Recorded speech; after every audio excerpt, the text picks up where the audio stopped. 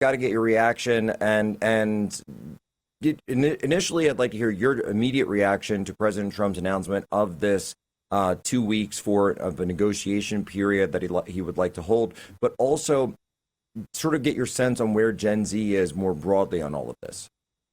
Well, I think, Jack, it's obvious that the president is thinking about the future of this country, of what is best for America right now. We have an open border. We have people dying of fentanyl on our streets. We have veterans homeless on the streets. I mean, we are facing really an invasion. This is what President Trump would like to do, to address the invasion at our border. And he's saying, I think we want to avoid war with Iran at all costs. That's what MAGA has always been. It has been anti-war, especially anti-forever wars. And so if there is a path for peace, President Trump is going to seek out that path. That is going to be the priority. It always has been for this president. And I think this is why he was elected in the first place. Now, what does Gen Z think about all this? I'll tell you what, Jack, Gen Z is not interested in a war with Iran at all. I mean, but I think it makes a lot of sense because this is a generation that grew up with forever wars in the Middle East. I was born in 1999.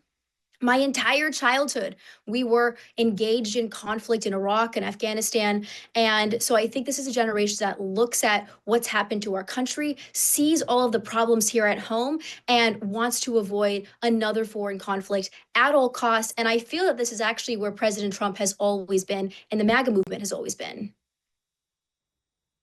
So the idea is, I think that Gen Z is when they say America first, what they're really talking about is this idea that, look, and I sympathize too, because you see people and I think about it, it's like, oh my gosh, earliest memories are 9/11, and then suddenly America has this huge rush to war in a country that wasn't involved in 9/11. So many people die, so many people are killed. So many wounded warriors coming back, their faces scarred, their limbs blown off, fathers and mothers who are never coming home to their children. And in fact, so many children who are never coming home to their mothers and fathers. Then you've got the global financial crisis. You've got everything with China. You've got COVID on top of that, all the rest. And suddenly it's like, wait a minute, when is my government going to do something for me now, and it's sort of like, as a quote unquote Gen Y or whatever, it's like I can remember a time when the institutions sort of made sense and the system sort of worked, and I can remember the collapse. I saw the collapse. I lived through it. But Gen Z doesn't really have that memory, do they?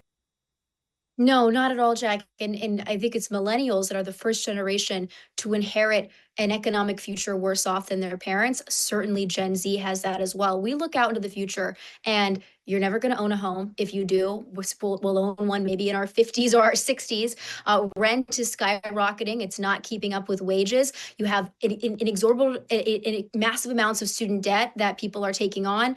Again, there's an invasion at our border, and this means that the value of labor has dramatically gone down in this country over the years. I mean, there are so many problems facing this next generation, and we have been lied to, you're right, by our institutions over and over again, by the media, by our academic institutions, by our own government. And so this is actually a bipartisan issue. I think left and right, young people in this country do not have faith in the system. And if we can't get our own house in order, if we look out into the future and say, what do we have to look forward to? How can we think about making some place on the other side of the world better? I think this is a generation that says, let's focus on what's here at home. Let's make our lives better, the American people's lives better.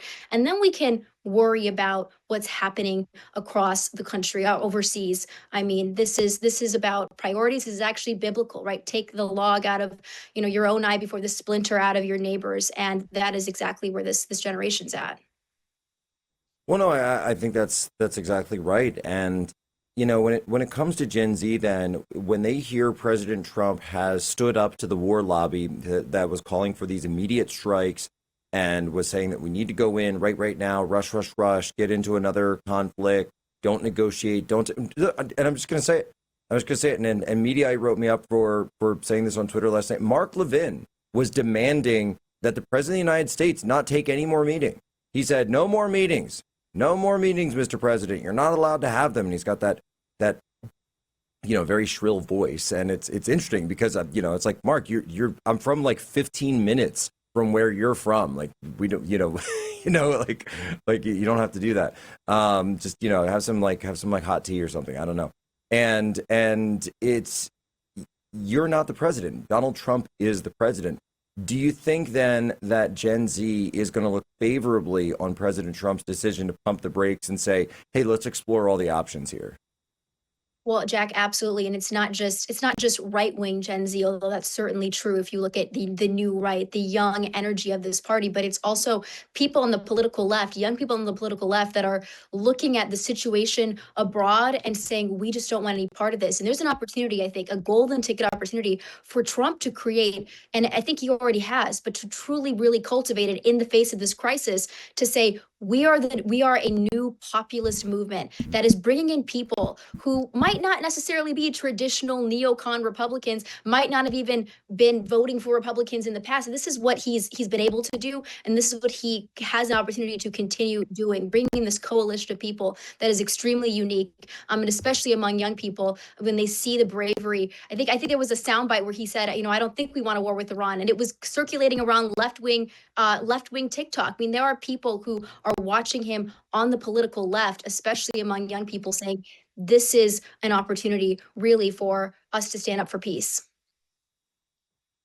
And that being said, President Trump also has signaled that, what else can be done with those 2 weeks? Hey, wait a minute. There's this bill that's out there. And I get that people have questions about the spending, and I certainly sympathize with that.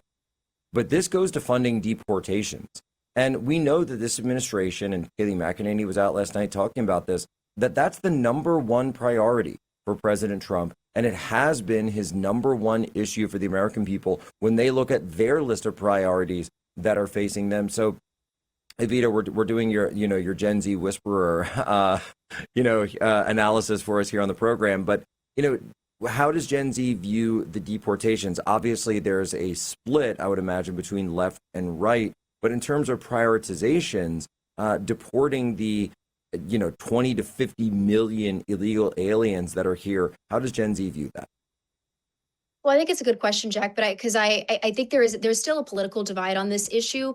But I think once you articulate to Gen Z that it's devaluing labor in this country to have massive legal and illegal immigration, they come around because they see that they don't have an economic future.